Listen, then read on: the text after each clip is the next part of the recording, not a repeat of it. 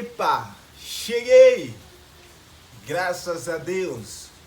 Mais uma vez o Senhor nos concede a oportunidade de estarmos aqui e junto pela sua presença real, nós vamos buscar apresentar hoje certas ideias, como bem vós tem percebido que o nosso canal tem intuito de apresentar alguns livros, mas porém nós temos mais apresentado por enquanto livros no sentido teológico, mas quando Deus conceder a oportunidade a gente vai apresentar livros em outras áreas, como nós vamos chamar secular, né?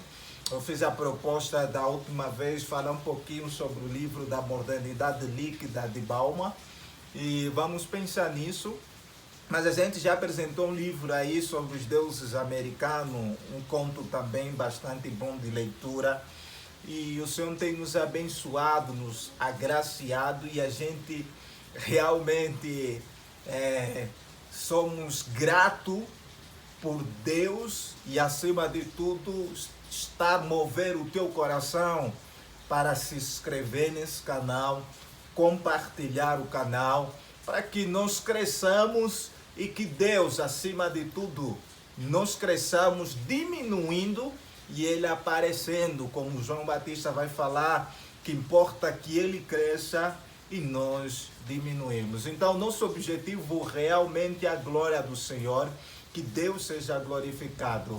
Mas voltando aqui a nossa linha de pensamento hoje, de acordo com essa dispensação linda que o Senhor nos concedeu, falando para vocês que está chovendo, aqui em Goiânia chove bastante, sabe, eu gostaria que essa chuva estivesse bastante no Maranata, né? Lá no seminário que eu estudei, porque lá a gente precisava bastante de chuva, mas era difícil, mas também chovia, então quando chovia também chovia forte mesmo, né? E falando disso, quando eu me foi concedido pela diretoria do Maranata, principalmente o meu amado, aquele que já está com o Senhor, o pastor Altermo Polúcio, é Polúcio, né? Acho que é Polúcio, mas Altermo me concedeu a oportunidade de, com a aprovação da diretoria do Instituto Bíblico Maranata, de estudar lá. E quando eu ingresso para lá, sendo eu aliancista na linha de pensamento, quanto à compreensão do plano de Deus, a interpretação bíblica, e eu ingresso num seminário que é dispensacionalista. Dispensacionalismo é também uma linha teológica que busca a interpretação das Sagradas Escrituras no seu sentido gramatical histórico, e ele tem as suas essências que vão diferenciar do aliancismo, ou da teologia do pacto, ou da teologia da graça, outros tipos de linhas de pensamento quanto à hermenêutica dos textos bíblicos. Eu vou falar assim que o que diferencia o aliancismo e o dispensacionalismo como os pontos de pensamento, a teologia do pacto, os pensamentos mais predominantes nas escolas acadêmicas da pós-modernidade teológica, quanto à compreensão dos textos bíblicos, o plano de Deus. Temos essas duas linhas, mas tem mais linhas aqui que às vezes também se faz confusão quanto à linha, a teologia da aliança, a teologia do pacto, entre outros, qual, deixa eu pensar aqui, mais uma linha de pensamento teológico, a drauma, acho que é a drauma da salvação, se eu não estou erro, também é um tipo de pensamento, mas esses não são muito conhecidos. O aliancismo e o dispensacionalismo são os mais predominantes nas escolas acadêmicas, mas o aliancismo é o mais conhecido, né? Por quê? Primeiramente porque a boa parte das obras literárias que nós temos no mundo teológico cristão, elas são mais de pressupostos aliancistas quanto à sua cosmovisão na compreensão das Sagradas Escrituras. Mas também temos o dispensacionalismo. Porém, temos poucas obras do dispensacionalismo. E o que nós mais temos do dispensacionalismo atualmente é o dispensacionalismo clássico. Mas, porém, temos também o dispensacionalismo progressista e o dispensacionalismo revisado. Mas antes, o que surge é o dispensacionalismo clássico, que divide as dispensações ou o plano de época em 7 períodos. O período da inocência, o período da consciência, o período do governo, o período abraâmica, o período da lei, o período da graça ou da igreja e o período milênio. Alguns vão acrescentar o período pós-milênio, mas não é tanto assim. Mas essas 7 dispensações da inocência, da consciência, do governo abraâmica, da lei e da graça e do milênio são as mais predominantes no âmbito, quando nós falamos naquele boom do surgimento do movimento dispensacionalista no século XIX, no século XIX, né, quando ela vai surgindo lá. E esse livro, ele tem esse intuito de apresentar que realmente o dispensacionalismo, ela surge lá quanto à sua sistematização dogmática de linha de pensamento sólida com doutrinas específicas essenciais no século XIX, lá no meio do século XIX. E Michel Vlach, o autor desse livro da editora Peregrino, ele apresenta o dispensacionalismo, crenças essenciais e mito. Então, nesse livro tem tanto conteúdo histórico do surgimento do dispensacionalismo, aí ele vai trabalhar as crenças essenciais do dispensacionalismo e, terminando, ele vai começar a falar dos mitos, das acusações. Por exemplo, alguns acusam o dispensacionalismo que ele crê que existem várias formas de salvação, mas ele, nesse livro, ele vai falar que não. Porém, eu digo que do pouco que eu já ouvi de algumas pessoas dispensacionalistas que eu tive contato, realmente parece que há essa ideia que realmente o Antigo Testamento, a forma de salvação era pelo cumprimento de lei, e já no Novo Testamento a forma de salvação é pela graça, né?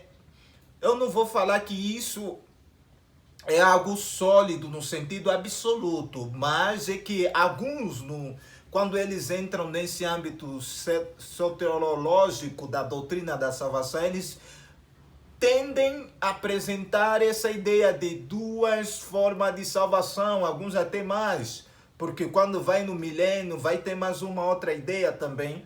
Mas Michel, ele vai falar que isso é um mito, que a crença essencial da doutrina dispensacionalista não acredita que existe várias formas de salvação. Então ele vai apresentar quando ele vai tratar sobre mito. Como eu falei para vocês, que alguns consideram que a doutrina dispensacionalista ele surge no século XIX, com John Nelson Darby. Século XIX, mas de acordo com as pesquisas, algumas pessoas que eu tenho ouvido falando, e também uma leitura que eu estou fazendo um livro atualmente, principalmente ele vai tratar sobre a doutrina de Deus, e nesses debates sobre a natureza de Deus, especificamente no século II, século III, surge aí um movimento que conhecido como conhecido como eu vou me lembrar daqui do termo unitaristas econômicos, ou unitaristas latentes, alguns vão chamar unitaristas econômico ou latente, para que eles expliquem essa questão da Trindade, trabalhando aqui na essência da Trindade. Eles vão falar que houve a manifestação de Deus em 3 dispensações.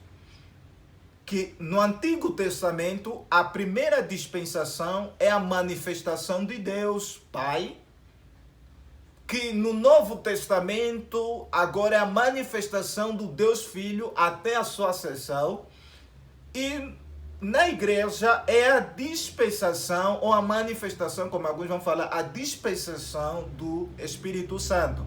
Então, as ideias dispensacionalistas, na realidade, não sistematizando como hoje é apresentado, mas umas ideias assim dessa divisão você encontra já lá no século II, século III, no debate sobre a natureza da pessoa de Jesus, a natureza do Espírito Santo.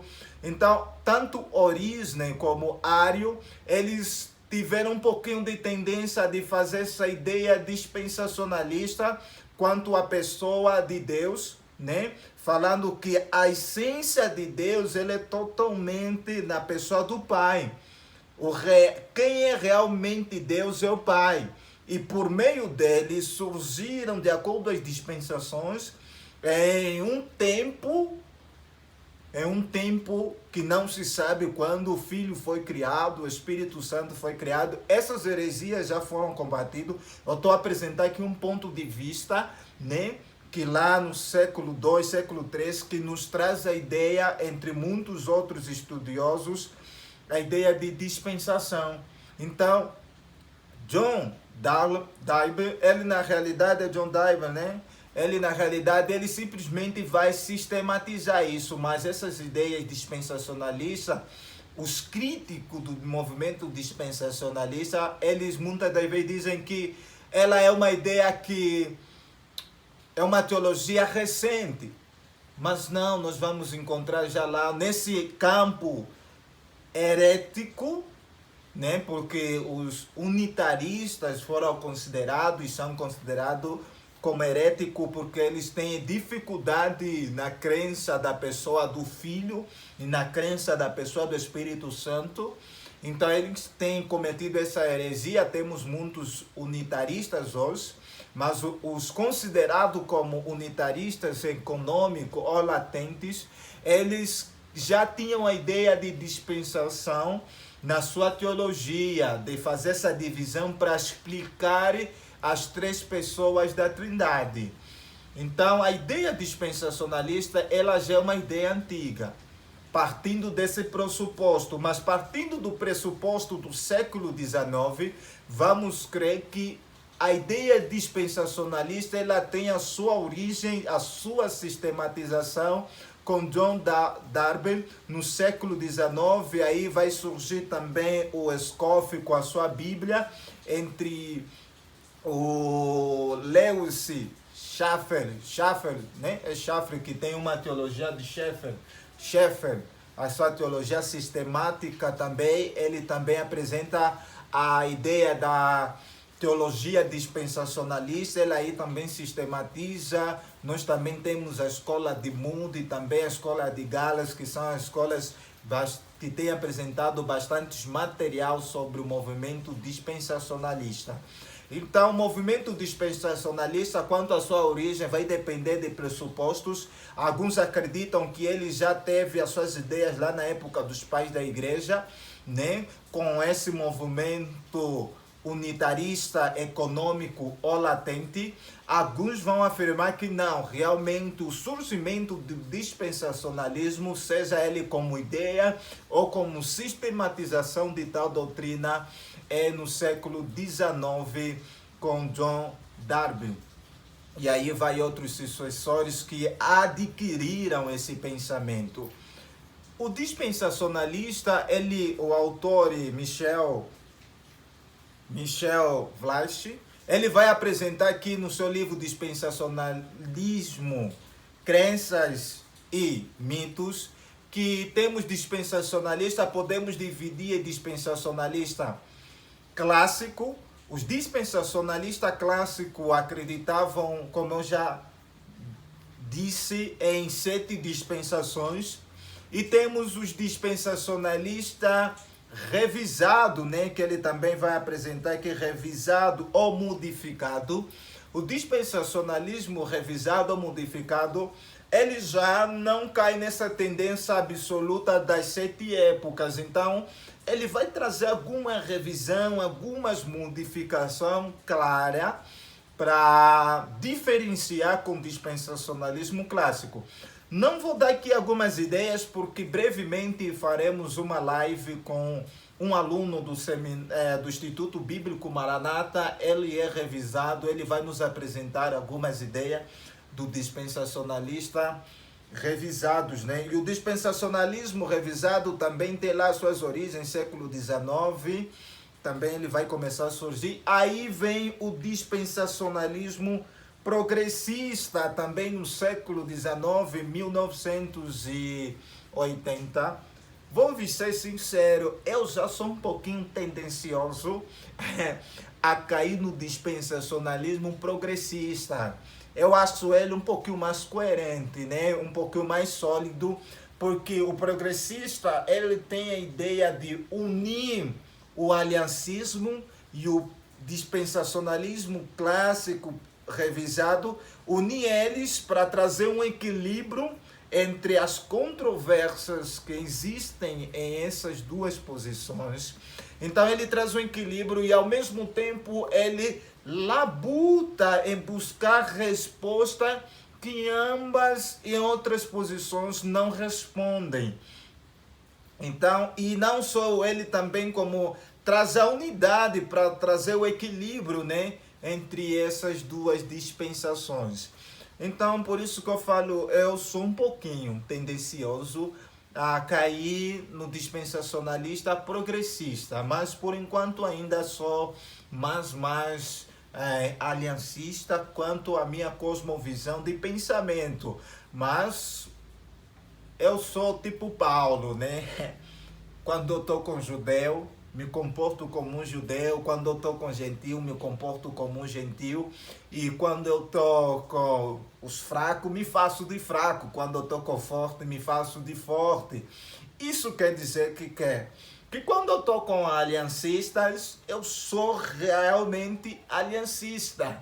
Quando eu já estou com dispensacionalismo progressista, apesar que eu tenho muita dificuldade, mas eu me relaciono, me adapto, me converso com eles como um dispensacionalista clássico.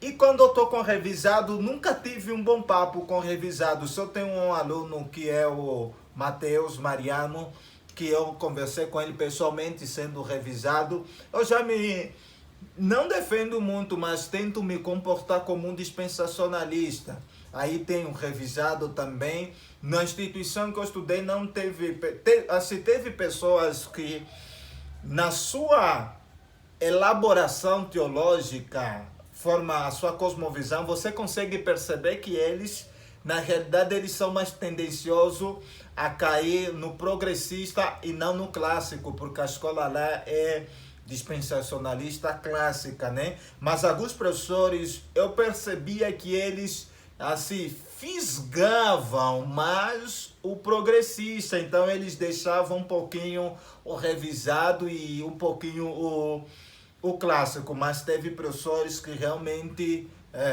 foram clássicos, né? Como o meu professor lá, o pastor Atermo, ele realmente era clássico no seu modo de pensar, dispensacionalista, assim também. Então, o autor desse livro, Michel Vlach, ele apresenta isso, apresenta essas 3 linhas de dispensacionalismo, o revisado, o clássico, primeiramente como o surgimento, aí vem o revisado ou modificado e vem o progressista. E depois ele vai trabalhar sobre as 6 ideias essenciais do movimento dispensacionalista. Vou fazer uma leitura breve aqui para compartilhar com vocês a revisão progressiva do Novo Testamento não interpreta ou reinterpreta passagens do Antigo Testamento de um modo que muda ou cancela o significado original dos escritos do Antigo Testamento, como determinados pela hermenêutica histórico e gramatical. Então, aqui a ideia é que você precisa interpretar o Antigo Testamento no seu contexto histórico-gramatical. Você não precisa espiritualizar o texto, como eles criticam bastante os aliancistas.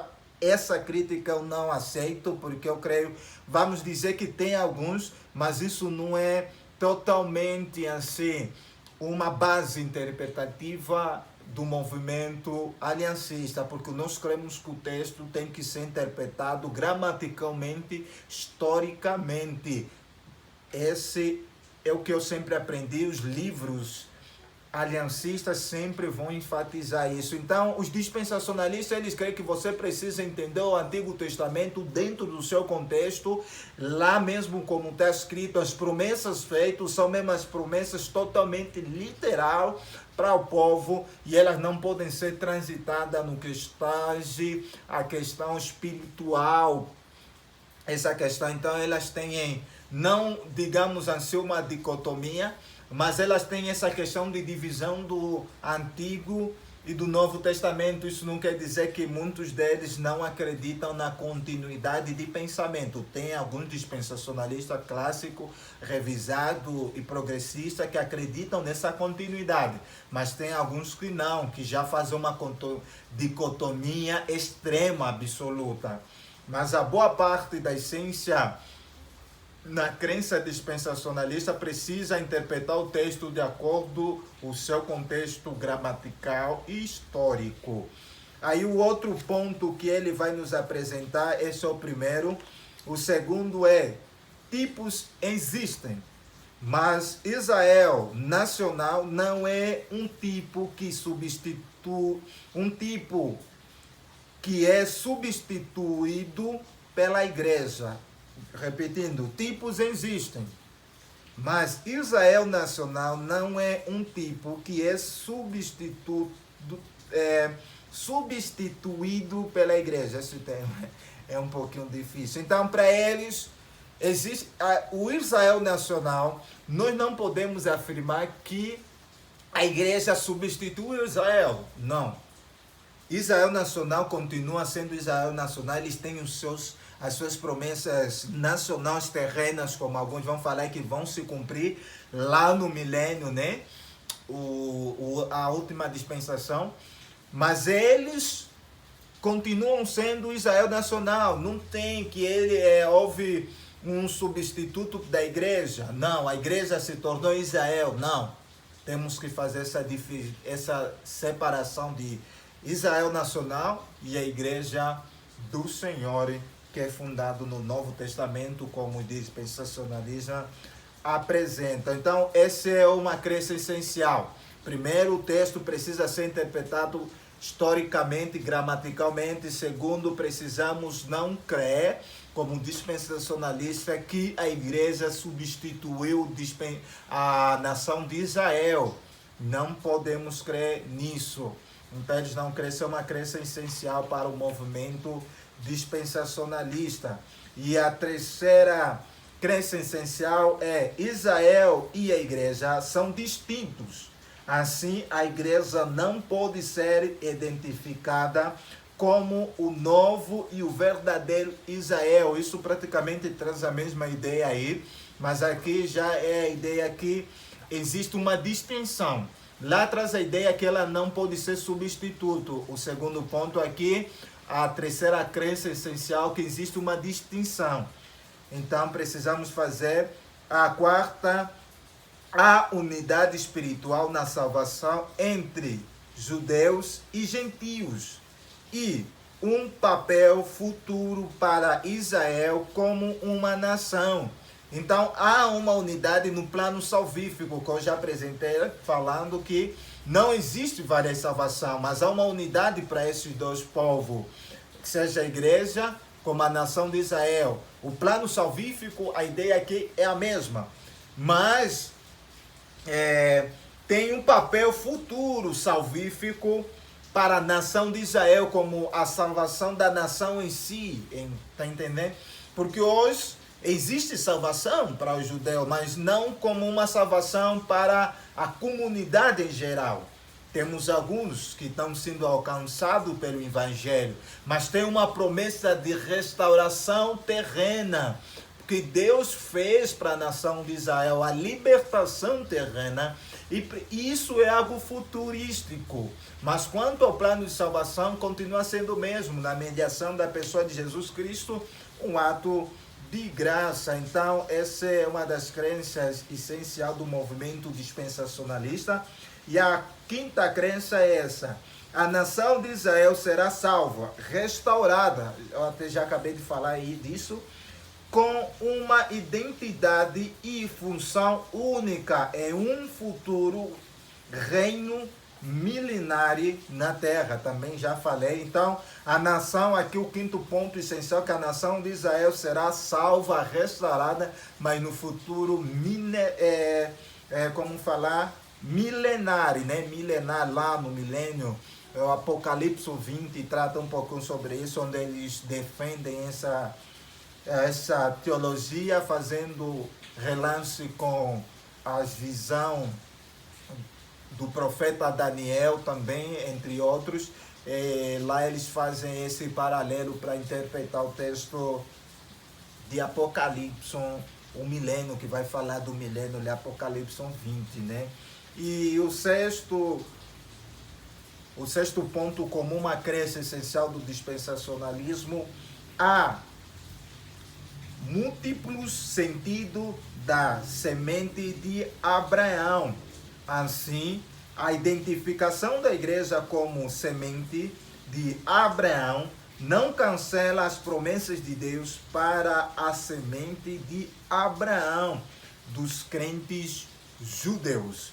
Então, aqui a ideia é que existem múltiplos tipos de interpretação ou sentido quanto à promessa, a semente de Abraão. Tem essa múltipla interpretação, mas isso não cancela a salvação, a promessa da semente física feito para com ele, que Deus restauraria, que Deus seria, que Deus abençoaria totalmente a nação de Israel por meio da promessa que o Senhor fez, né?